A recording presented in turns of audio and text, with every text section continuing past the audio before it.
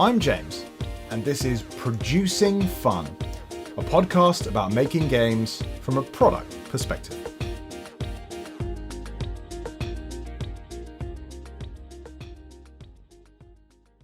Welcome to Producing Fun.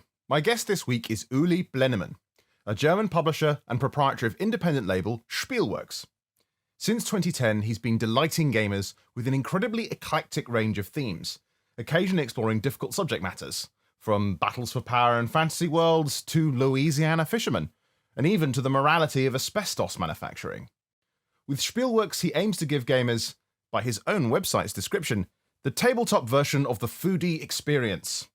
With a wealth of releases behind him, he's an experienced publisher who still does a huge amount of work himself, choosing to operate on a model that keeps things simple and doesn't require him to have any permanent staff. As someone with so much experience, indeed Ulrich has been in the industry in various roles since the 90s, I was keen to mine his brain for as many insights about the publishing business as possible, not least when it comes to localizing games into different languages. As a partner of Naylor Games, he's actually producing the German language version of Magnate, putting us in the company of Oath and Root, to name but two of the huge English language hits being brought to Germany by Spielworxx. As you might imagine, we tackled a wide variety of topics this week, really getting into the weeds of making publishing businesses work. From how his business model operates and the role of the secondary market in Spielworxx's success, to how he selects titles and what he would do if he were starting a business today. If you're interested in getting your game design acquired by a publisher, or you want to make a living actually publishing games, this is sure to be of interest. We join just as I've asked Ulrich what he was up to the day we recorded, in the hopes of learning a little bit something more about the real daily life of a publisher. So you see, this is very good because you know this. In a tiny company, you are wearing so many hats. So what did I do? I answered a ton of emails, especially regarding the ongoing crowdfunding campaigns. There are two at GameFound and German Spieleschmiede.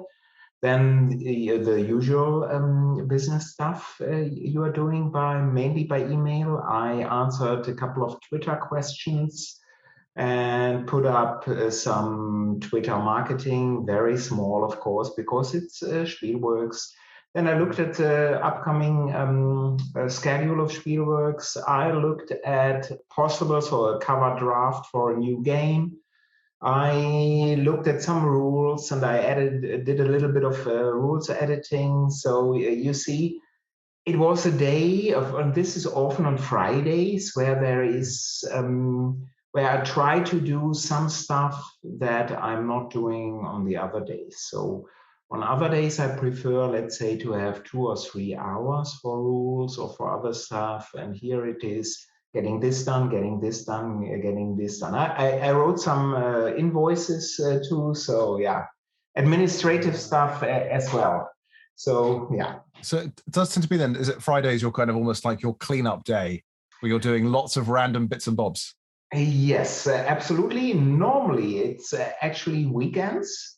You should take a break on weekends, and I'm working less on weekends, but tomorrow I'm at a regional convention, so I can't do any work here at home. So I said, well, let's move that stuff to Friday. Yeah, makes sense. That's a kind of classic thing, isn't it? Having to at least sometimes work at the weekend. That's something I'm really familiar with as a publisher, because there's just so many things. I think that list of that you've just given me is so familiar in terms of all those very random selection of things, whether it be finance related, whether it be related to, as you said, but a little bit of rules editing alongside some marketing and tweeting people and replying them. That's a huge amount. Would you say that most weekends you end up doing mostly on a Saturday then, or even a Sunday as well, to kind of get everything done? Yes, I basically work every day of the year. This sounds terrible, and sometimes it's terrible. But it doesn't mean that I'm working each Sunday for 8 hours. It can be just an hour, could be 2 hours, can be sometimes 4 hours when it's necessary. Most of the time I'm enjoying it. Sometimes it's a little bit too much, and you obviously know this. Gaming is never totally gone, or thoughts about it. I'm thinking about games projects all the time. And sometimes it's a little bit too much, but sometimes I'm really enjoying it. And so, yeah, but weekends are needed. And each new year, I'm saying, well, this year it will change. I'm going now to 40 hours a week and it will happen. And 3 days later, I know, could be a problem. Yeah, the New Year's resolution doesn't really last very long. Do you think it would be easier if you had sort of like a team of 10 at Spielworxx HQ? And is that even desirable for you to grow it to that size? Excellent question. So I don't think I would enjoy to really run a larger team. Even a smaller team, let's say of 5 people, would be too much for me. I'm not a person who would like to do this. It is possible, but then Spielworxx would have to change in a big way, doing more projects, going for larger print runs and all of this, and very skeptical of the distribution system, of social media and other stuff. So, and of course, you know this, if you are going for larger print runs, you need to go into distribution. If you want to sell more numbers, you have to have somebody doing your marketing, and I don't want to see this. So this is very much my nature, but in the end, it means that I'm working a little bit too much at this moment. But I guess this is true for everyone, not only in the gaming industry, but who runs a company of one with plus freelancers or a company of 2 plus freelancers. And yeah. Yeah, I mean, I think this is such a difficult challenge. I think a lot of startup businesses, of course, well, they all face this challenge of kind of when do they start scaling. But obviously, a lot of those, if you're like a VC-backed startup in something in software, for example, or even just a kind of seed funding kind of level, then people will give you a lot more money than you can actually realistically make in the hopes of future gain. Whereas if you've got something that's completely self-funded and actually it's because you do it more for the joy of doing it, then obviously there's just not that possibility to raise additional finance. And as that means you're funding everything out of your own revenue. Yeah. And of course, then that becomes, as you said, difficult because suddenly, the thing I think about a lot with physical games as well, in terms of scaling up what I'm trying to do with Naylor Games, is that you buying a lot of stock up front, and then you're then taking a financial risk on that. And in fact, in the last podcast, I was talking to Jackson Pope of, well, formerly Revia Games and now Eurydice Games. And they're really interesting because they are a company that do their own manufacturing as well as publishing the game. And what's so interesting is that he was telling me about how in his previous company, he had such an enormous amount of stock that he wasn't able to then sell. And that ultimately potentially sank it. So I can understand why, you don't want to get to those bigger revenue numbers that you need to the team. You need to take quite big financial risks, right? On products potentially. Yes, absolutely. You're correct. And I'm a person who has to sleep well. And if I see this burden, if I know there is stock which I need to sell, it has to go now. If I need to pay paychecks for my team, and of course they deserve it. And you know this, in the tabletop gaming industry, there is not a lot of money. So most people are not even paid well. But if I know I need now, it's the first of the month, I need to pay people, this would really cost me my sleep. So I try to keep it very, very small. But of course, it means there is also this ceiling. You can only sell that amount of games. And that is maybe the flip side, but for me, it is working very well. If you want to get rich quickly, don't do this. So do something different. Yeah, I think that's very true. That's a very important thing to keep in mind, is that if you want to get rich quick, just don't touch board games. I think that's go into finance, do something where there's huge amounts of money swishing around. And even then, that's not exactly like that's a walk in the park, but it is at least somewhat possible to make larger sums of money somewhat easily. Then games is not the place to start with that at all. I think that seems like very, very sound advice. How much do you think in the future you would be able potentially to make use of extending what freelancers do? Because one thing that I would say has been really interesting for me running this business, and I think about how things, could have worked even, let's say, 20 or 30 years ago, it would be very difficult to imagine before the internet that I would be able to outsource as much as I do. Like I think about things like, even though I think I did about 50% of the graphic design for Magnate myself. The other 50% was various other very talented people contributing to the process that I would not have been able to do that without. And even now also, I outsource bits of more core functions as well, like fulfillment. There is some of that admin, and now I've got someone doing actually the same for marketing. Could you imagine that something where you would gradually outsource chunks at least? Because that seems more possible than maybe it once did. Yeah, I think this is actually very possible. And I'm thinking of this for quite some time. I just need to make that move to outsource a little bit. But I have my own fulfillment, so I'm not sending boxes of games myself. I'm not doing this, but this can be even done, I think, a little bit better with less work for me. It can be more automated because right now I have to send in the orders so to the fulfiller, and they are doing the shipping of the games. So I think it can be done more efficiently. Also in marketing, I can be there are certainly in all areas I can and Spielworxx can improve. The question is, how much do I want to see this? And I'm not doing everything because it is possible. So of course, I left Facebook and all. I was never at Instagram and never at WhatsApp, but I left. I don't want to touch a Zuckerberg product at all. So I'm not doing this. Although, of course, it would have advantages economically, most probably, but I don't want to do this. I was there, don't want to touch it.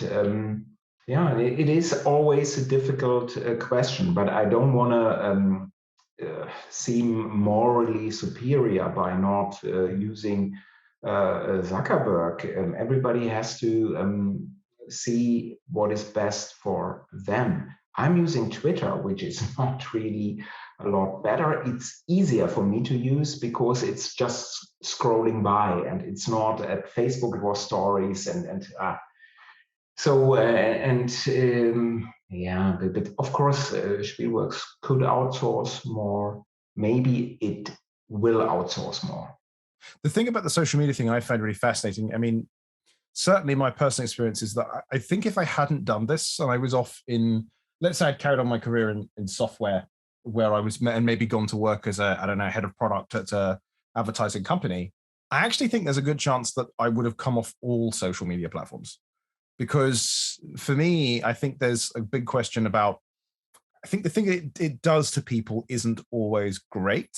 And there's parts of it that are great. And I think it's been really nice. For example, certainly several years ago, I felt very welcomed into kind of the board game Twitter space. And there's still lots of people there that I really like and get on with. And I think that can be a powerful support system. And that's really awesome. But I also think about how much that it kind of pushes everything towards people spending all day getting very upset often about things that they have like no control over. And to me, this seems like the most damaging thing about social media. And the one hand is this amazing transformative tool because we've basically put a kind of printing press in everyone's pocket, right? We've made everyone into a broadcaster and a publisher now. But at the other hand, it means people get scrolling through so much stuff that is not, I think, psychologically very good for people. And I have this belief that actually, and maybe this is quite extreme, are you familiar with the kind of, I don't know if this happened in Germany in quite the same way, but in Britain in the 18th century, there was a kind of gin panic. I don't know if you know about this. So no, man, no, I haven't heard about this, but gin panic sounds awful. Yeah, it does, doesn't it? Well, effectively what happened was that there was like a vast amount of, I think people started, the technology developed for people to start distilling their own gin, and they were doing it in such vast quantities. And this period was kind of called, there's a famous Hogarth painting about this called Gin Lane, about people just drunk on gin. And this became this huge public health problem where there was just people who were just drinking hard spirits all the time from across society. And it was, massive public drunkenness, violence, etc. And it was partly this that encouraged lots of laws in Britain to come about around limiting distilling your own alcohol, closing hours for pubs, all the kind of things that in Britain we now think about are things that are kind of moderating forces on alcohol use. And this period was kind of managed as a kind of public health problem effectively. And I kind of feel a little bit like that about social media at times. You can't uninvent it, but I think we're going to have to become a little bit more mindful about how it's used, because I think it, presents some risks. Yeah, I agree 100%. And some regulations will be now done in the EU. That is probable. But of course, it's also dangerous because everybody needs their own privacy. And if a state or an organization can look in your chat protocols, this is also on the other end, it's also dangerous. But moderation at most social media sites is either non-existent or, in my opinion, too lax. And of course, at Twitter, as you said initially, there is a very large or pretty large and very nice and very welcoming board gaming bubble group, whatever it is. And I feel really welcome and it's nice. Absolutely. But we are having the privilege that we are white and male, and I've heard so many stories of women or people of color who were really in board gaming at Twitter, who were harassed, and this is, of course, also happening. I'm just, as a white male, I'm not feeling it myself. And this is, I think, different. And yeah, very difficult. And as you said, you can't stop it at this moment. The only thing would be probably to really destroy the Zuckerberg empire and have smaller sites. But will this be the cure? Probably not. So very difficult to turn the wheel back. Oh yeah, I feel really sure that the technology just can't be uninvented. And actually, and maybe in the long run, when we find a new equilibrium, perhaps is the good way to describe it. Maybe eventually we'll kind of find our way through it. I mean, that's kind of something that's happened with several new disruptive technologies. I mean, we can't forget that as much as for example, the printing press itself was an incredible invention, and it suddenly put a kind of at the time was welcomed by lots of church leaders because it put a Bible in everyone's hand. But that, of course, itself then led to the Reformation, which had incredibly, again, some very positive effects, but some very, very negative short to medium term effects. So it's just one of those things that I think is difficult to do.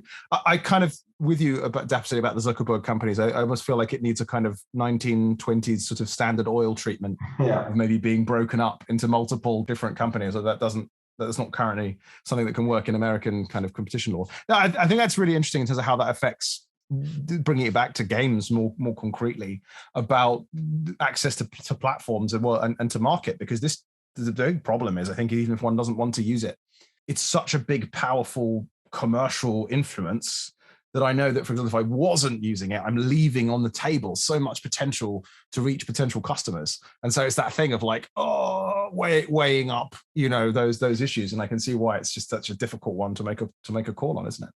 Right, absolutely. And I once talked a couple of years ago, 1 or 2 years ago, I talked to the CEO of a larger board gaming company, unnamed here. And that company was suddenly, for no reason, banned from Facebook. And for 6 or 8 weeks, and of course, trying to get back. And I talked to him and I said, well, let it go, let Facebook go, and don't worry about this anymore.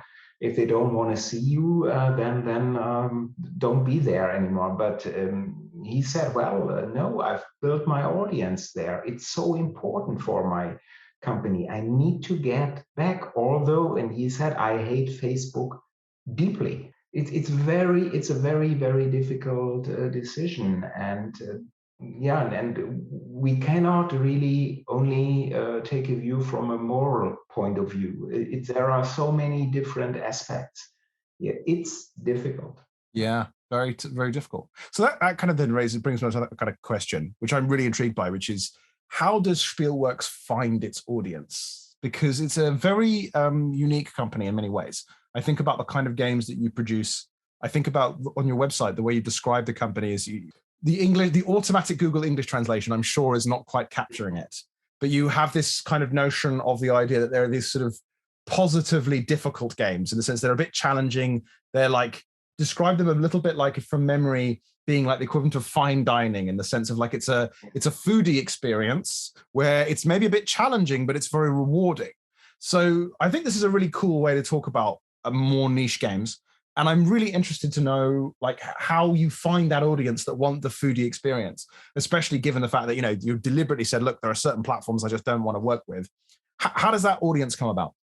Yeah, I think I'm lucky in here that I'm in this gaming industry already since 1993. So I know a lot of people.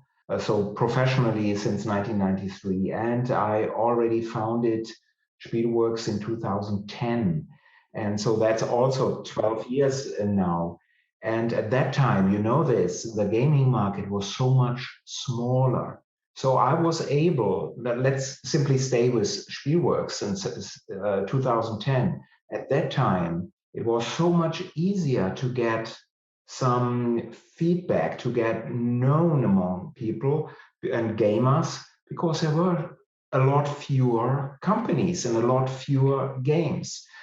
Actually, if let's say it's 2022 and I'm sitting here and I would say, Uli, I was never professionally in gaming, and let's do a small game company. Actually, I would not do it. I would not dare it, because with this model, if nobody knows you, if you are new, I think it can't work.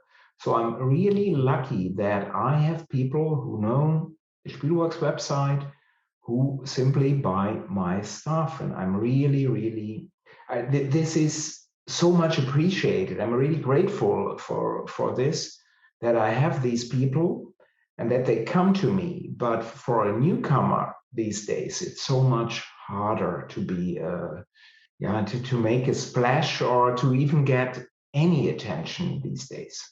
Yeah, that's really interesting. So you regard that, I guess, then that because you had that early involvement, you were able to build that audience. You've kind of grown a bit, I guess, with the market effectively. Yeah, this is a good description. And of course, you see, as a small company, you cannot say, well, I did it in, let's say, 2015 in this way, it worked, so let's do it today in the same way. No, Spielworxx in a way is evolving. I started with a German edition of US war games. Then I did some original games, also 500 copies. And I said, well, let's move to 1,000 copies, and both English and German rules included. And then at a certain point, I said, well, and this is getting back to your question, how do I find an audience? I said, well, let's go to crowdfunding. And you know this, of course, neither GameFound nor Spieleschmiede nor Kickstarter are charity events. They want their market. They want their market shares. Of course, for the service, they get a certain amount of money, a certain percentage. This is absolutely fine. But so you could say, well, Uli, before you had your games and people could pre-order them from your website, so you're getting 100% of this money. Why are you doing this? Yeah, because I will reach at GameFound, Kickstarter, Spieleschmiede people who haven't heard ever of Spielworxx. So it's also for me, it's a marketing thing to be at these platforms in a very limited way.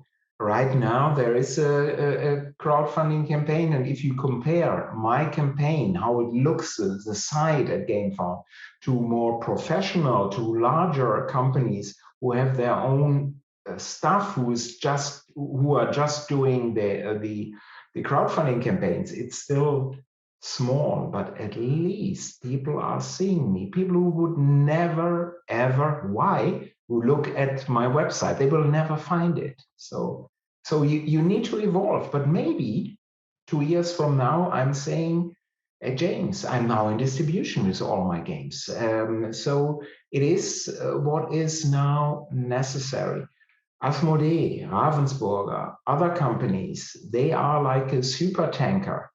on the ocean. They go their way straight, and that's what they are doing. Of course, they are changing the course when needed, when there is an island, but they go their route. Whereas Spielworxx is a tiny boat, and if the waves are too big, if there are tankers left and right, I have to try and change my course. Otherwise, I will go down.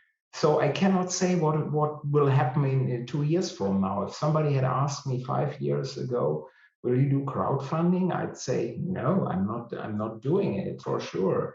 So you can't be sure what will happen. Yeah, I think that seems like very good advice, I think, for anyone to consider that this issue that past successes can't just be copied and replicated because the environment has changed very substantially. And so, for example, what worked on Kickstarter, let's say in 2016, kind of in the early days of board game crowdfunding, relatively, it's just not going to work today. You just look at the distribution of the sheer number of projects that you're up against, for example, and what the expectations that backers have. Still quite recently, I was still seeing projects where people would often do a lot of merchandise and stuff alongside things. And maybe it didn't really contribute much to the revenue because it was really that was from an earlier iteration of Kickstarter where people were thinking, well, it's like a reward thing, so I need to offer lots of stuff, rather than today where it's like, well, this is almost, dare I say, become a pre-order platform. Yeah. And so really it's an instant crowd pre-order is really what's going on, rather than like, oh, I've got this speculative project and I'm just hoping some good people out there will give me some money to make it happen. So you're right, it makes total sense. So in terms of that today, so that you've raised the issue about distribution, and if it's possible for you to say this, I would really love to know, and I think what the listeners would love to know, is about, for example, how your revenue mix works. So I know that Spielworxx is famous for producing sort of short runs of these rather boutique-y kind of games. Is most of that therefore being sold direct at conventions, or is that mostly going to distribution? How does your revenue kind of model work? Yeah, let's get one step back. So Okay. recently, I think 2 years ago, I restarted doing some German language editions only. So I restarted with Pax Pamir because I love that game. Cole Worley is a good friend and all this. And this worked out. And now I'm doing a certain magnet too. Oh, So I haven't heard about much about this game. I wonder who. No, Magnet, of course, is a wonderful game. So and it really fits Spielworxx very much. But here, my model is different. So in order, because of course there is also at least an English language edition of that title, maybe in other languages as well, could be Spanish, could be Italian, Korean, Japanese, whatever. So my market here is a lot smaller. I can just sell the game in Germany, in Austria, and in the tiny German-speaking parts of Switzerland. So here I need a partner, and I'm looking for partners of these editions. So yes, the game can be purchased direct from my website. Of course, this is my preferred method for it because I get the full amount of money minus shipping and all this stuff.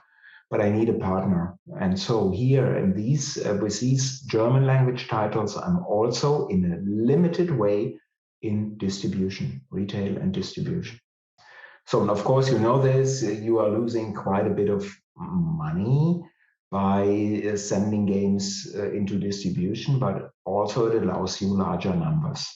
So it's an advantage and disadvantage. But for my own games that are original from Spielworxx, so I try to have worldwide rights, and I will release them in English and so in dual language edition, English and German, and in one package so that I can sell it worldwide. I can sell such a game to Serbia.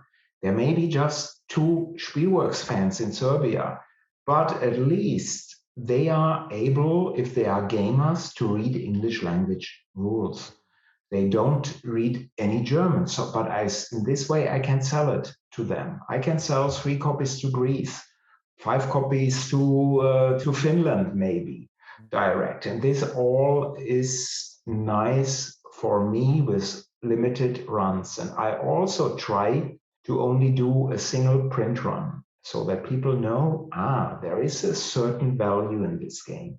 So some loyal customers, they order all Spielworxx titles, and I'm 100% sure that they don't like all of them.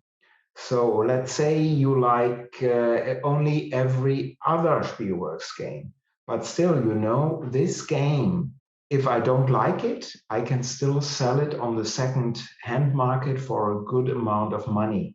Often even if played for the same amount or for a higher amount when it's already gone from me.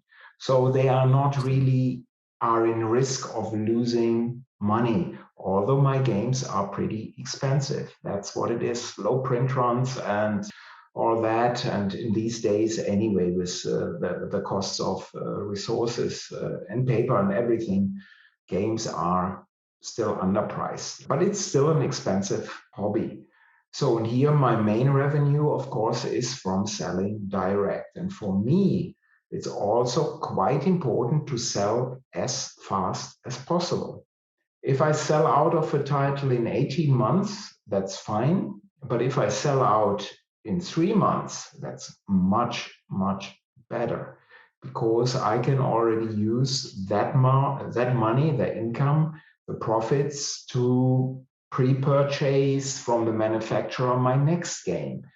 Yeah, and this is my stupid model. And there are so many more and better models. So at least it seems so in the EU, that the rates are increasing again. But in the last couple of years, if you would like to borrow money from the bank, the rates were very, very low. But I was never ever, I ever went to a bank to ask for money. I could always finance my projects from the money that is inside the company. And I prefer, and I hope to stick to this. But again, who knows what will happen in 2 years? Maybe I'm saying I needed to do this. I needed to hire these people. Yeah, but Uli, you told me you don't want to hire 5 people. Yeah. So, you never know what will happen.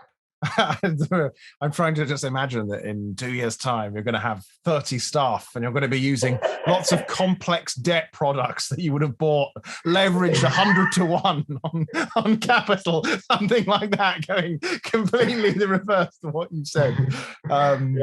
Who knows? Maybe. I think that's really interesting, particularly what you say about your model in terms of effectively what you're doing by having those limited print runs of your own titles rather than the localizations, is that you are guaranteeing the secondary market value.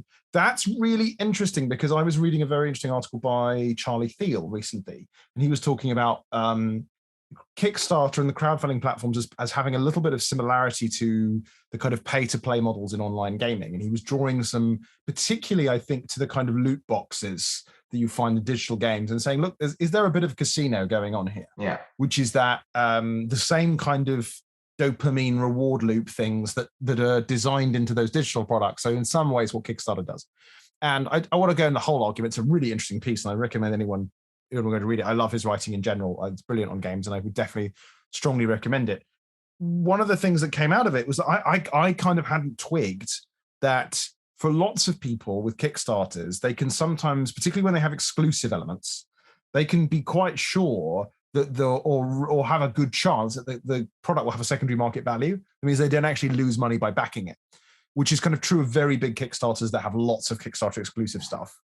And then that suddenly made me realize, I was like, oh, that's interesting. That's very much not how we approached it, because I was very against having any exclusives on the Kickstarter. And what was so interesting was it made me think, oh, right. So there's this audience of people, some of whom are just going to be huge fans. And I think probably for you, it sounds to me, based on what I know so far, that they're going to be people who are Spielworxx fans. Maybe they don't love every game, but they want to support Spielworxx in general.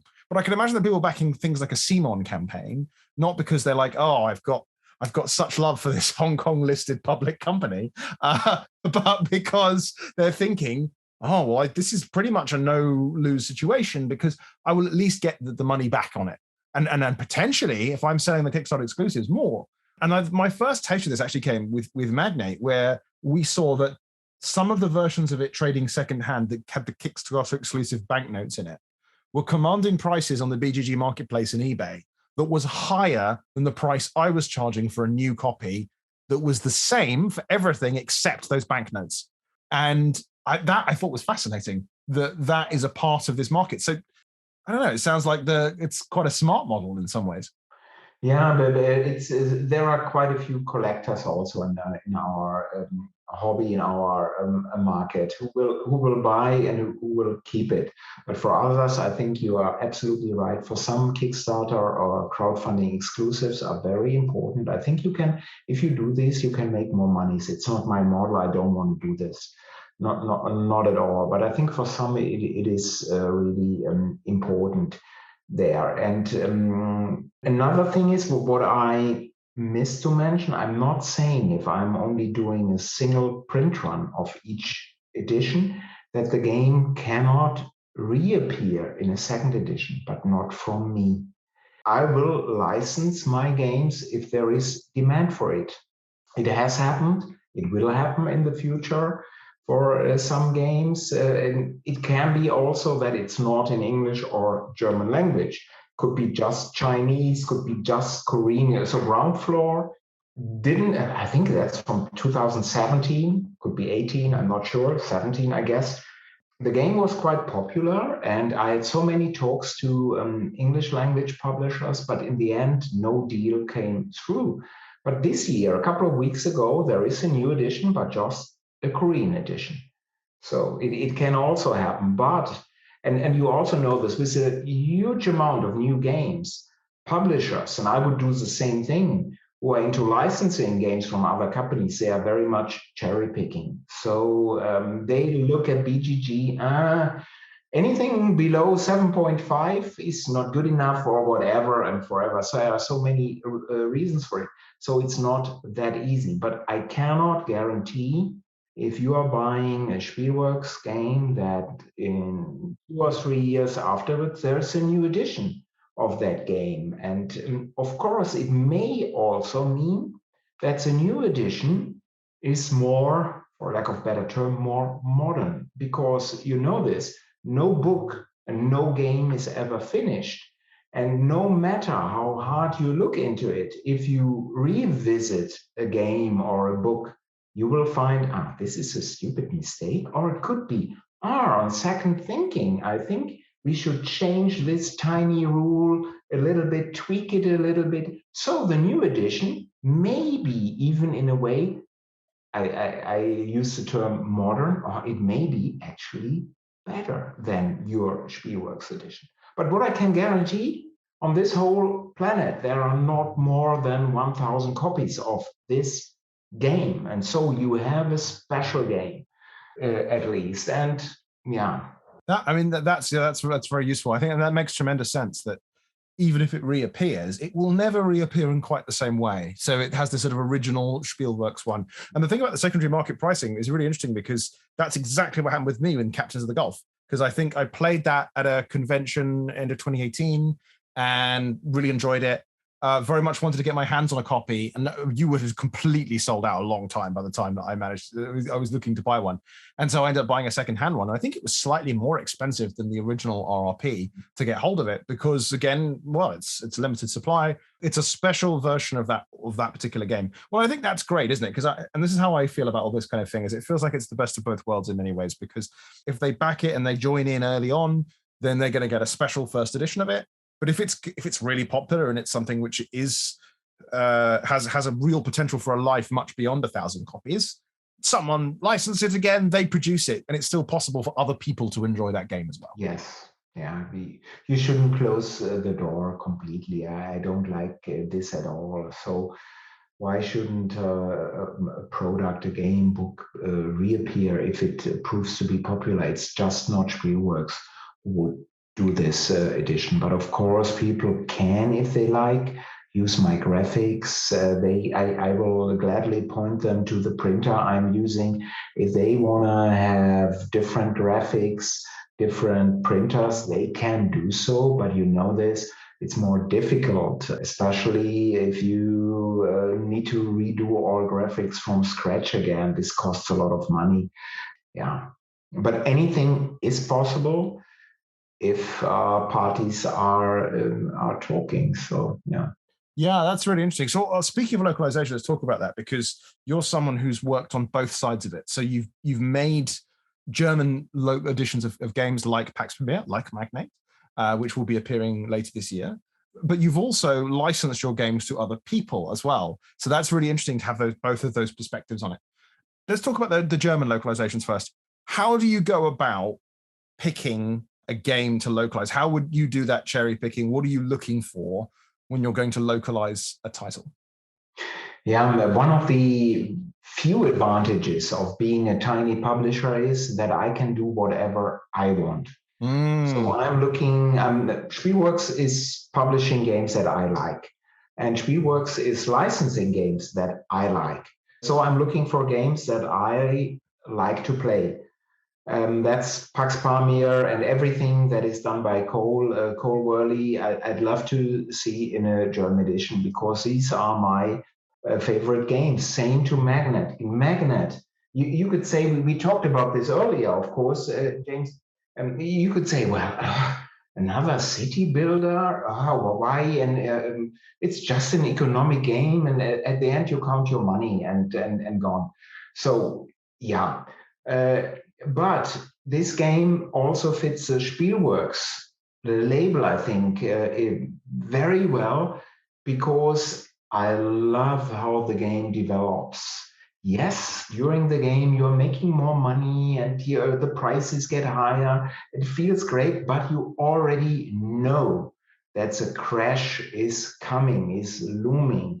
And I love it. It's also, in my opinion, a critique on capitalism in some ways. And so this is why I like the game. But if somebody would ask me to license a game for the German market, and even if it's a very popular game, and if I don't like it, I'm not doing it. This is one of the few advantages. Of course, in a large company, you have to think in numbers. This is important. And if then somebody offers you a very popular game, you would probably say, yes, I'm doing this. I can do a ton of money with this. But yeah, this is one of the advantages I'm having. So that's why I love to do the German edition of Magnet. Yes, well, thank you. Well, thank you so much. That's very kind of you. And I'm so excited to see it, to see the German one. It's going to be absolutely amazing. I've recently been looking at proofs of the Korean language one, and there's just something completely wild and awesome about suddenly seeing the same cover now with in Hangul on the front. I'm just like, wow, wow, this is amazing. Like this is incredible. Like, and seeing I think the currency in the game has been changed to won, and as a result, the numbers are now in the billions, which is great. So it's like I think the main banknote is 5 billion won, like a 5 billion note. I love this. So really, really amazingly cool to see that. So yeah, I'm really looking forward to for the same reason seeing the German one.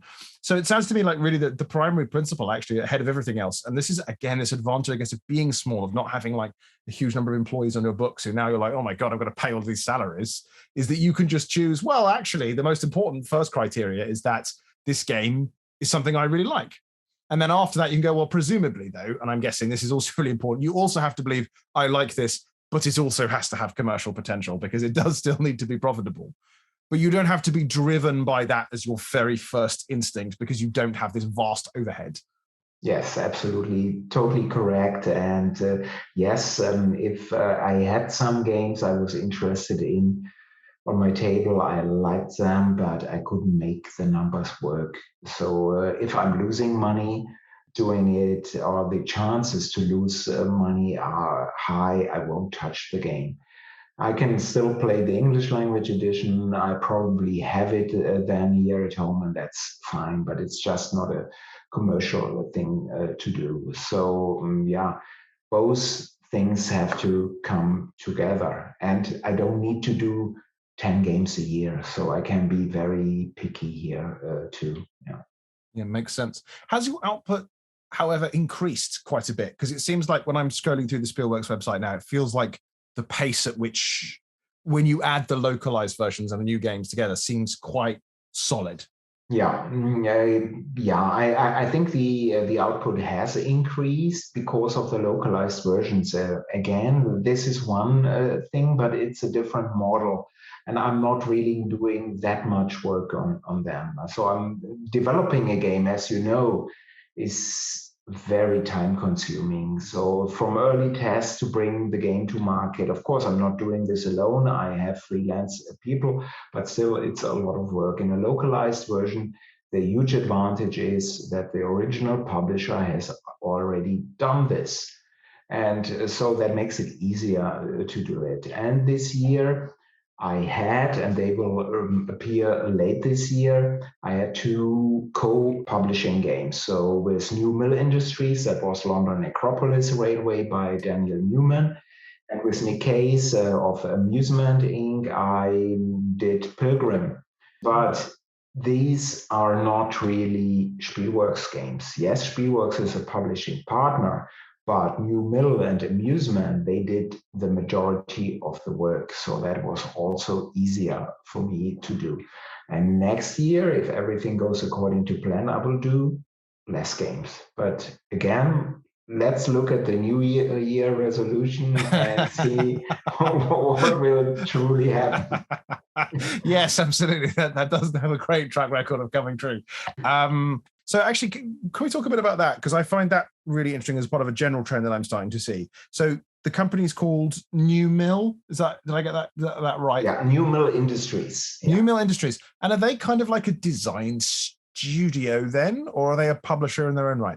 Yes and no. So New Mill is a company. It's also a very small company, and it's run by Daniel Newman, who was also the designer of London Necropolis Railway. Oh, right. Okay. And of Tony Miller. So they formed a company, and at first they released a few games. All of them were crowdfunded, and late this year there will be a new game crowdfunded just by them, and all of them are small games. Small boxes. One is even a trick-taking card game. And so they could handle this by themselves. But London Necropolis Railway, which, by the way, has a very interesting story. It's about the railway that connects London after the cholera epidemic in the 1840s to the new necropolis, which is 40 kilometers or 40 miles away from London. And so the game is about all this. So the mourners and the coffins, you transport them from London to this new graveyard. But this is a much larger game. This is typical Spielworxx stuff. It has a deck of cards. It's for 4 players. It has player boards. It has wooden pieces. It has cardboard pieces. So Daniel and Tony didn't want to do it alone because they have no experience doing this. But I liked the game because first, I think it has a very cool action selection mechanic. And second, it's fitting Spielworxx so well. The theme is pretty dark with this because you have coffins there and you have all the dead people and the mourners who are traveling there, but I think it's fascinating story, and that this is why it is a Spielworxx game. So that's really interesting. So you've got a company that's producing kind of lighter games by itself, but they're working as designers. Because I know both Daniel and Tony, and they've been working together. If they're working on a more complex project, they can come to you because I guess you have the kind of experience and I guess the track record through Spielworxx that means that you can produce that for them in a way that probably they wouldn't ideally want to themselves, because, well, I think we both know very well the amount of work as you start making your game more complex, purely from things like the art direction of the game and managing all the separate pieces. And then there's obviously the financial implications of component cost, risk, all the extra project management overheads that starts coming in. I mean, that was something with Magnate. It's a brutal number of components. And it's definitely one of those situations where on some level, I could look back and go, well, that wasn't an ideal first project. In many ways to do. We could have done something a bit simpler, but hey, for me, making Magnate was a bucket list item. That was something I had to do, and if it had been a terrible flop, I still would have gone, no, that was important that I did that. So I think it even though it was on some level bonkers to choose a game with that many components as the first project, I had to do it anyway. I had no choice. I was compelled by my own desire to make that game. But it's really interesting that it's just a lot more work. So it's interesting that they've partnered with you to do that, and that's kind of like an interesting model, I think. Yeah, it is an interesting model, and you see for their Kickstarters, for their small scale Kickstarters, they did the games and the assembly in the US themselves. So let's say at Kickstarter there were 500 orders for a game. Then they did 550 and they ordered the cards, the small boxes, and they home assembled the games and sent everything out.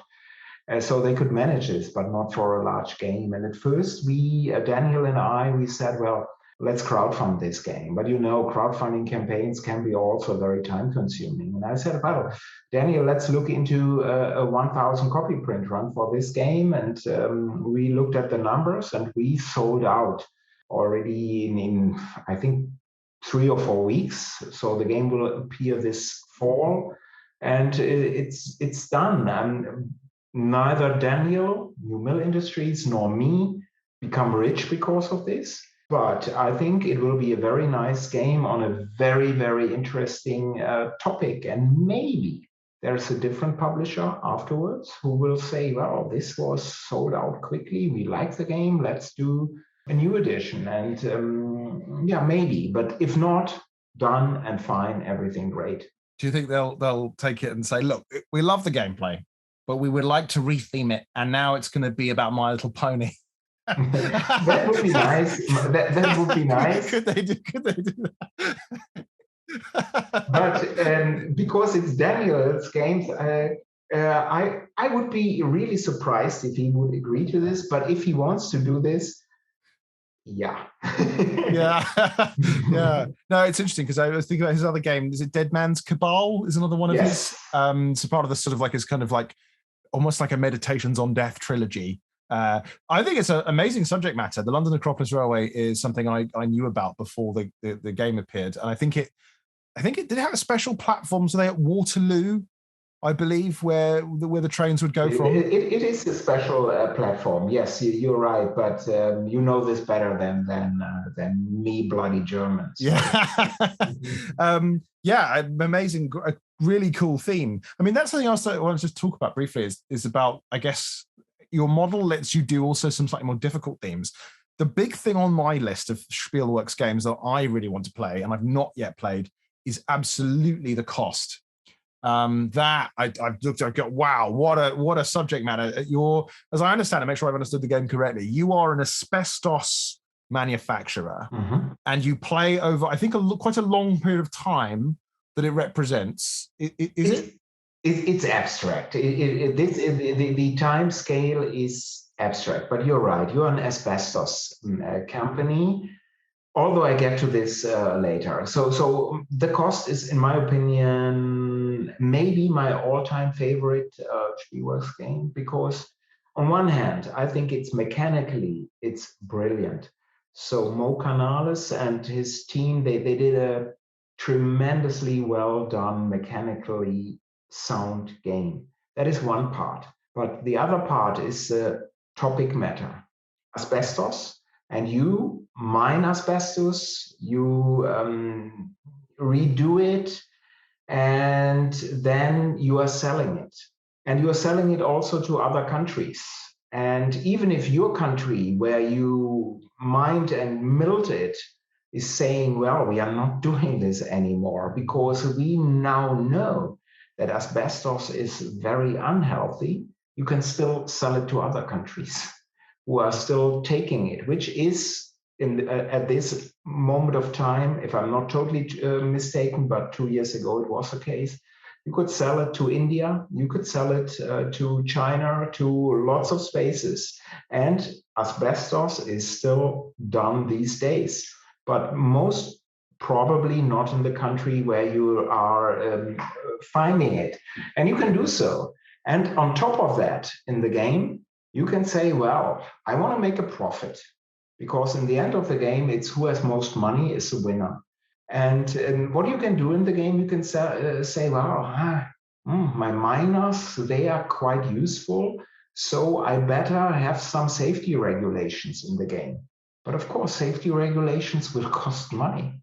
At the end of the game, as I said, most money, you're winning. So you could also say, well, I find other workers. So let's do mine and mill unsafely. It's a lot cheaper. And then you pile up the wooden worker pieces at your player mat, dead workers, and you see them. And I can guarantee you, the first dead worker, oh, what did I do so? Second one, I don't care, profits.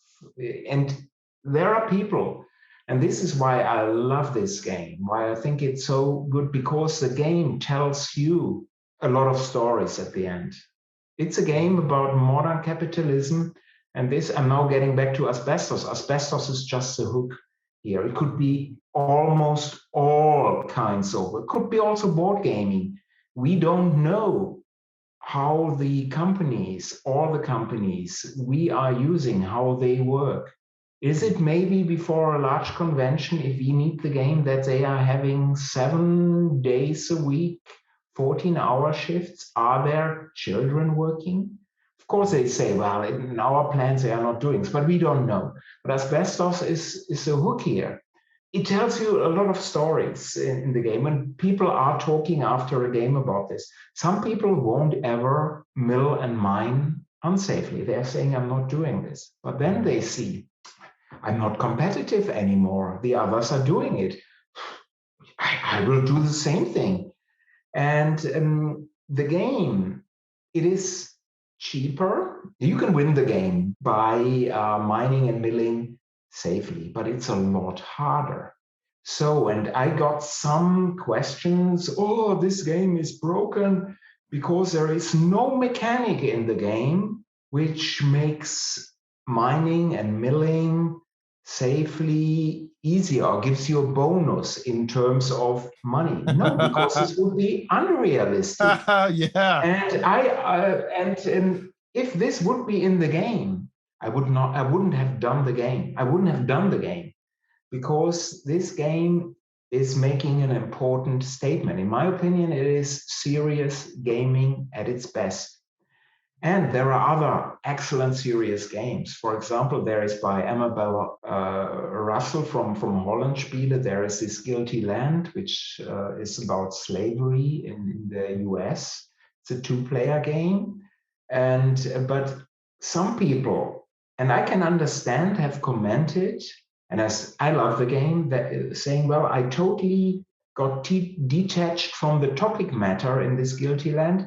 I was looking at an area majority type game, and that's what it is. And with some cards, and I can understand. And a game has to be, a serious game especially, has to be mechanically sound. If otherwise, it would be just a study. So people would play the cost once, maybe would say, yeah, I got this. Milling safely is better. You're not losing people, but you're maybe not making more money. But the cost is mechanically very good. So you are engaged, and this helps you to maybe say, well, oh, I don't care for my workers. And this is how, of course, the economy is working in a lot of ways. So if you get a chance, play the Cost by Mo. It's really a wonderful experience. And it's not a game for everybody. If you want to have a fun evening with some people who normally play lighter stuff, no, it's not the game for them. And again, it's one of the advantages of a tiny publisher. I could do the game, and the game is in quite a bit of demand, but other publishers haven't touched this so far because, topic matter, we can't do this. Yes, we can do so. Video games, they are so far ahead of board games because they are touching these topics, and larger publishers should also do this. But it's a great game. It sounds absolutely fascinating. I want to play it even more now. It sounds really interesting. What you also raised there is, I think, one of the fascinating things to just finish on this design point, I guess, about trying to create games that do have something of this in them. It's an incredibly hard balance because you need to create a game which is mechanically satisfying, that explores the subject matter, but remains very entertaining. And a lot of attempts at satirical gaming, I think, often fail because you've got to incentivize the player in a certain way to do certain sorts of things. Yeah. But if you incentivize them very obviously to be like, right, you're the bad guy, you're incentivized just to do terrible things constantly without anything else going on, people will just reject that hard and have little interest in playing it. So you have this interesting thing where you have to make this kind of engaging, and I think it's very clever that you can win by doing things safely, but obviously, of course, it's harder. And absolutely, it couldn't be in any other way. And it's funny to hear people that complain about that because I'm thinking, but that's the point. I mean, this game is broken. It's so much easier to do it in this way. Why should I ever do so? Yeah, maybe you think about this, or would it maybe even more satisfying in a 4-player game if you have no dead workers, but you still had a pretty good score and came in third? Isn't this more satisfying? And yes, at the end of the game of the cost, there will be talks at the table, and this is what is also, in my opinion, in such a way important. And I'm not saying all games should be like the cost, not at all. We need lots of really fun, quick games. We need the family type games where the whole family can get in for 30 minutes, 45 minutes and have a great fun time. Playing the cost can be fun from a mechanical point of view. Again, as you said, they need to be engaging, but it's also a serious topic matter. But we have these topic matters in books, we have them in movies. Why not in games? I mean, I couldn't agree with you more. I think it's just one of those things that I guess is still on the frontier of the art form in a way that you said in video games. We've already been exploring this, sort of thing much more concretely. So I noticed we're coming a little bit short of time here. So I want to make sure that I've covered everything that was kind of key.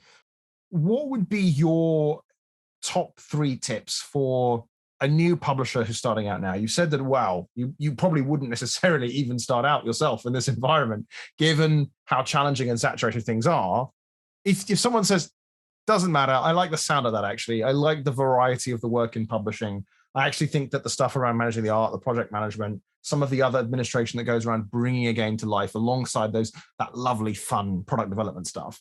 If I still really want to do that, what are the top 3 pieces of advice you would give someone in that situation?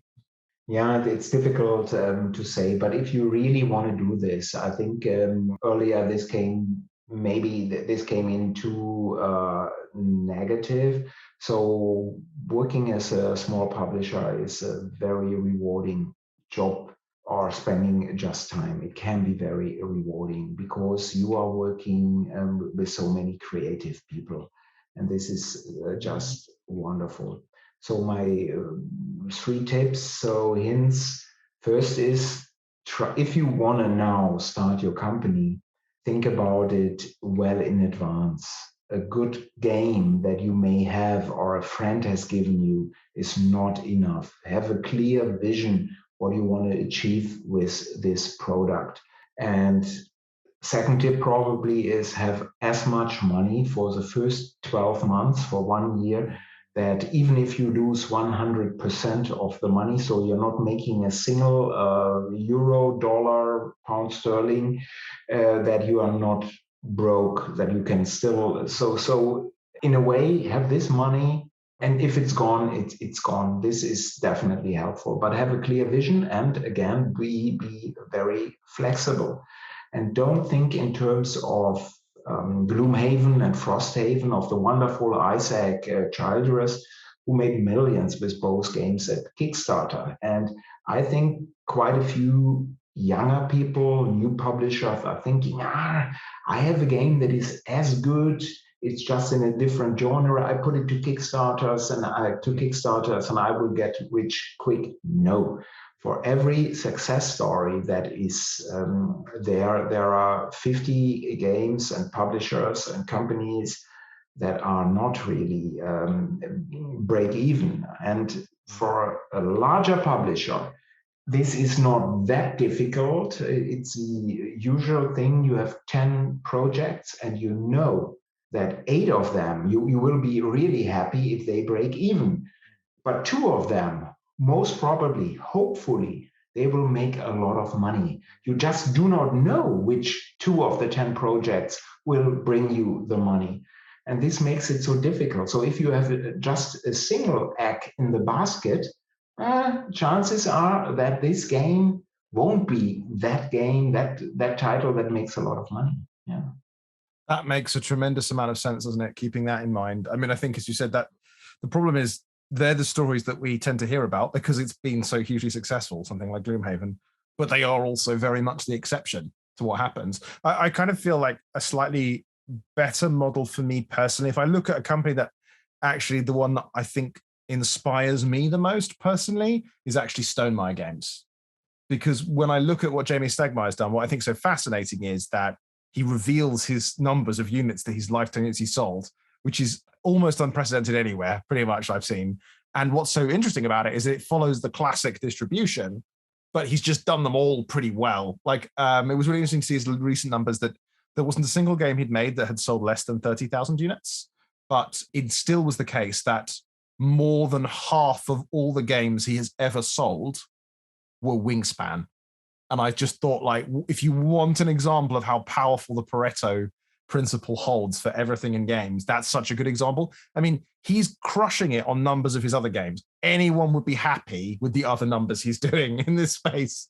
But it's still the case that only one of those 10 titles dramatically leads all of the others in terms of sales. And I think that's something, as you said, that, yeah, it makes total sense. People have to kind of keep that in mind, that if unless you are doing it more as a question of just as a hobby and as self-expression, if you want to turn it into it's paying your bills, it's your salary at least, you've got to be thinking, I guess, longer term.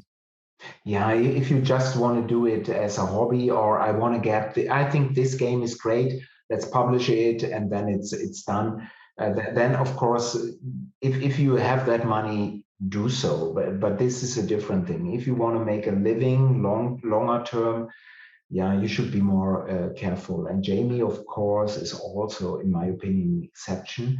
Not only that his numbers are public, but he's so thorough in what he's doing and how he's doing and modeling the company and growing the company. I think this is outstanding and amazing, but I think most people are simply not as good in this regard as Jamie is. And you have to also see that his company is still very small. There are lots of companies who have more people there who would love to sell a fraction of the copies that they are doing. So wonderful stuff. Yeah. Yeah, completely makes a tremendous amount of sense. I think that's really important to bear in mind. He's an exception himself. He's very good at a lot of different things. And that puts it, and I think he happens to have just pretty much a perfect skill set for the job. He takes the attention to detail on the product execution. It's just amazing.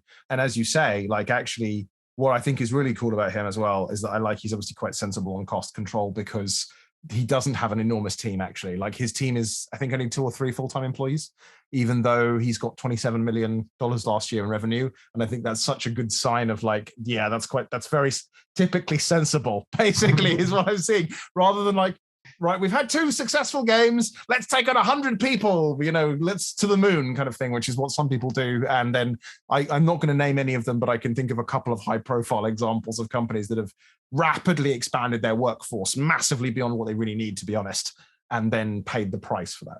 So yeah, I agree 100%. And yeah, and of course, one advantage is, or it's simply a fact, if you have reached a level of Stonemaier games, no matter what he will do next, people will buy.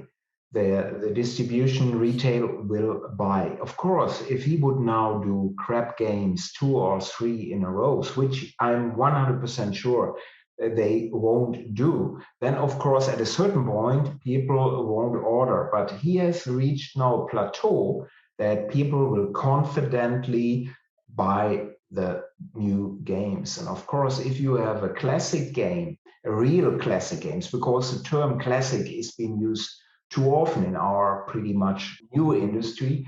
But if you have a classic like Catan, Carcassonne, Ticket to Ride, and now Wingspan also, and Azul, and a few others, I forgot that. But then you know, at the end of the year, I will make money. I will make money unless the market is crashing.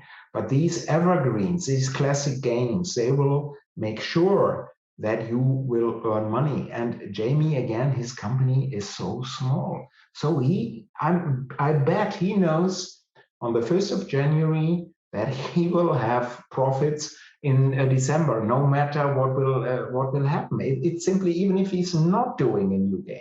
Yeah, I mean, that's the power of momentum, isn't it? Like once you have that going and you've got an evergreen cash cow like that, that makes such a difference. Uli, thank you so much for this. This has been absolutely fascinating. I found this such an interesting conversation. I feel like I've learned loads of things today, and hopefully the listeners feel the same. Yeah, my pleasure, James. It's always good talking to you. I tremendously enjoyed this, and yeah, thanks a lot.